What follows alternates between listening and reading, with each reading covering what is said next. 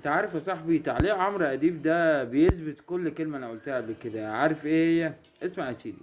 مشكله الزمالك مش في رئيس نادي ولا في لعيبه ولا في اداره ولا في كل الهري ده خالص والله.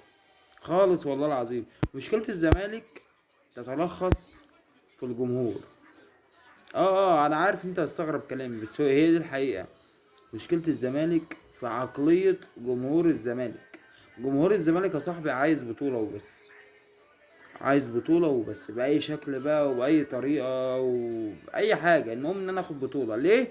علشان خاطر أترحم أولا من تحفيل الأهلاوية عليا، ثانيا أعرف أنا أحفل عليهم. بس هي ده عقلية الزملكاوية. غير كده يا باشا لا، ومش عايزين بطولة بقى عشان خاطر هما ماشيين بنظام، ولا عشان خاطر إن هما عندهم أحسن لعيبة، ولا عشان خاطر إن هما بيحبوا ناديهم خالص. أبسولوتلي يا باشا، مصر خالص مفيش الكلام ده. هما عايز هم عايزين بطولة للأسباب اللي أنا بقولك عليها دي. بس كده خلاص. سلام.